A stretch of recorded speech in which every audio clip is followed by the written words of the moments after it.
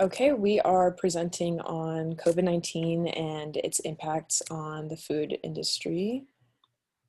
I'm just getting on.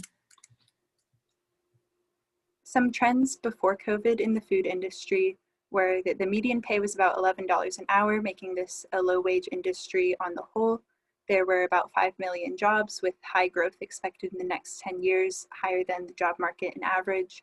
There's a growing range of middle-class jobs making between $45,000 and $75,000, and that might be related to the growing average age of employees. There were an all-time low of teenagers and an all-time high of employees 65 years or older in 2019 before the pandemic hit.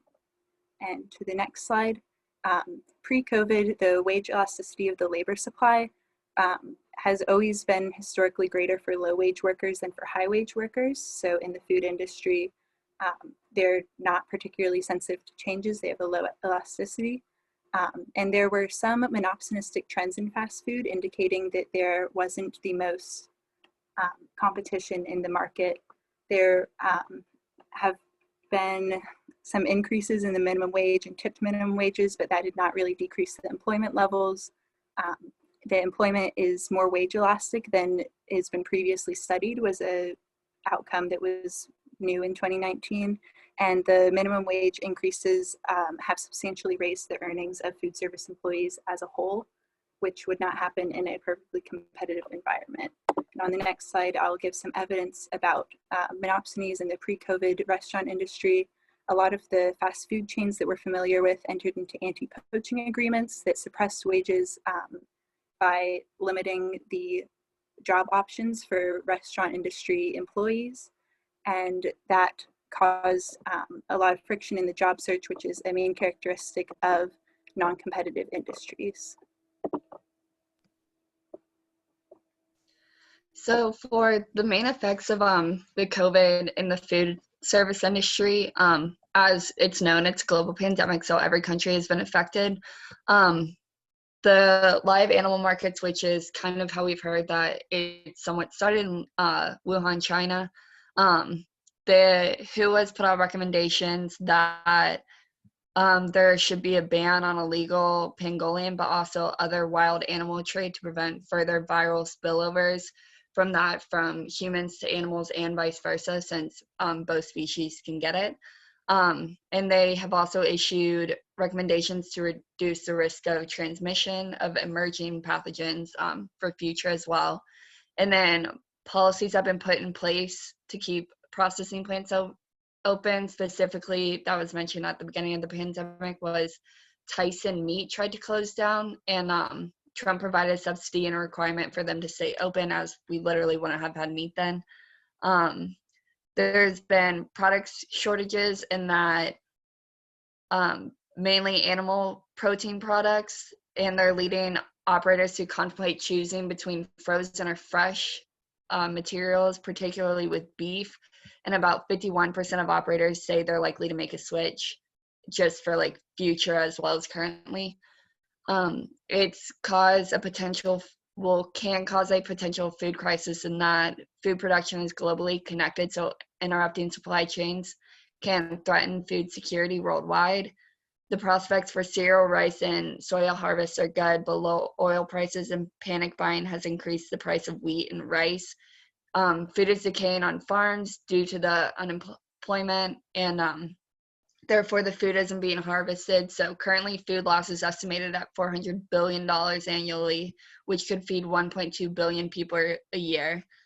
And then local businesses have closed, and unemployment has risen, specifically really good. Like fine dining restaurants have closed just due to like people not being able to keep up with the price. Grocery stores have experienced shortages in supply, and people are more likely to buy from local business as they trust what like where their stuff is coming from. Hazard pay is come about, which is similar to overtime for working during a pandemic. Third-party service deliverers have struggled due to the service charge with customers, and restaurants feel like they're not getting all of the revenue. But the full effects of COVID on food are unknown. Currently, consumer consumption and spending is at its highest that it has been during the pandemic.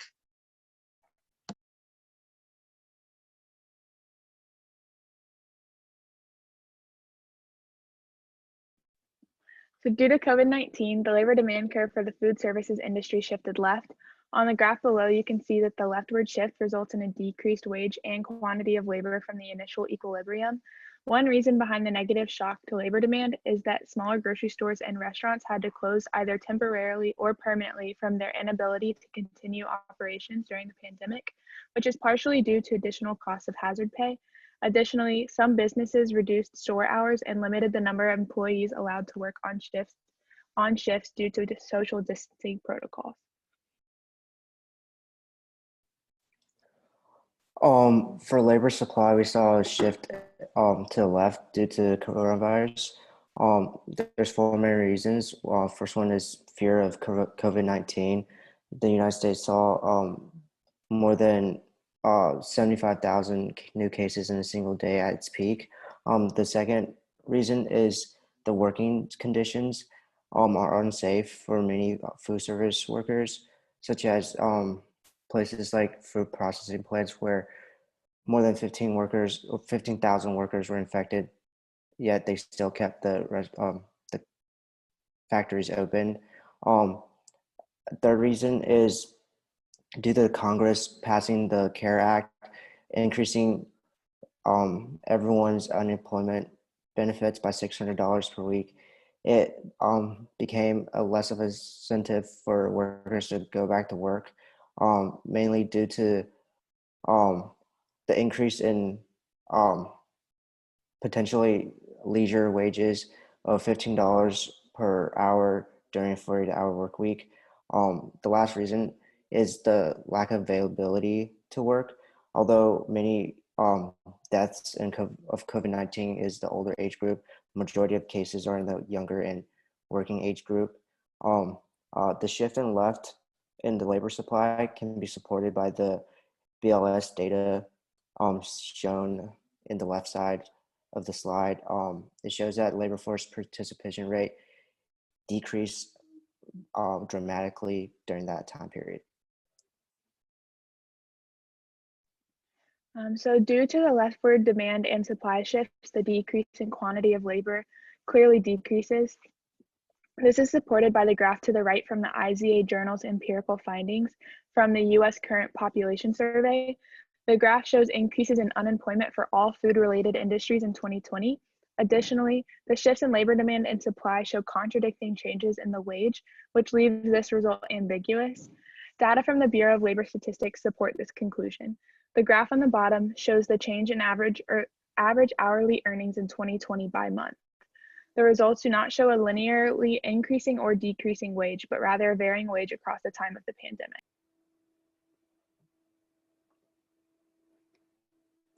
Another thing that's changed in light of the pandemic is the price of goods that they can be sold on the market.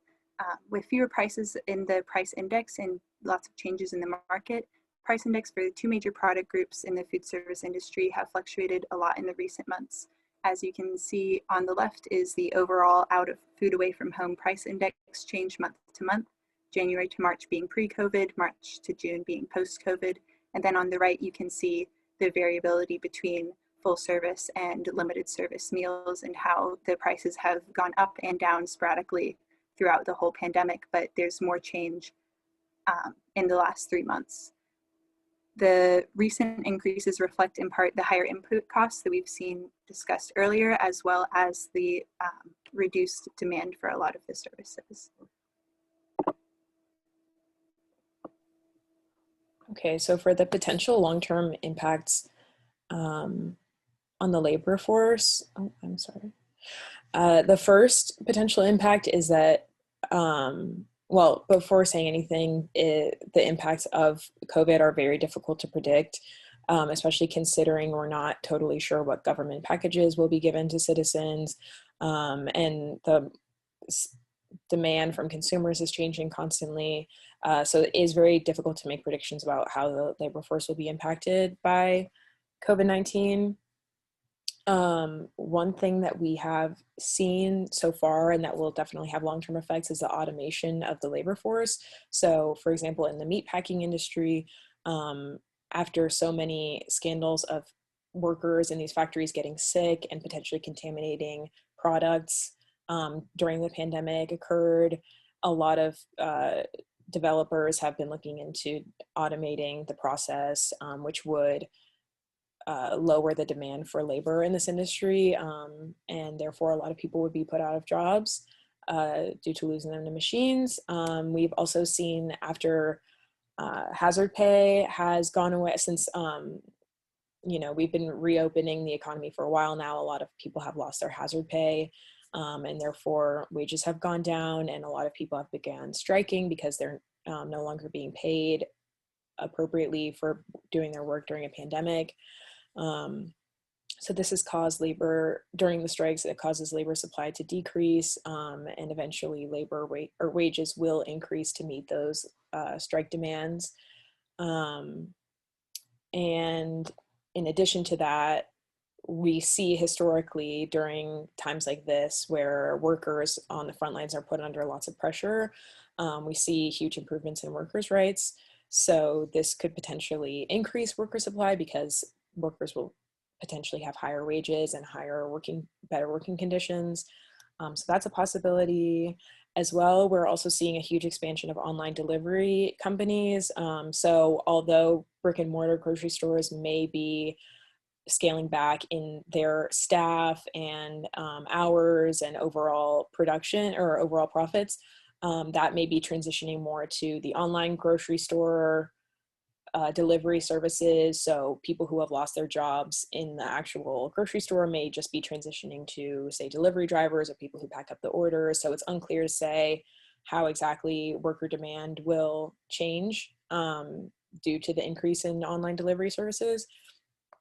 Lastly, we're seeing a huge emphasis on localized supply chains and robust supply chains. So localized supply chains meaning people are more able to rely on grocers and large stores that get their supplies from the area, that don't have to worry about international trade restrictions as a result of COVID.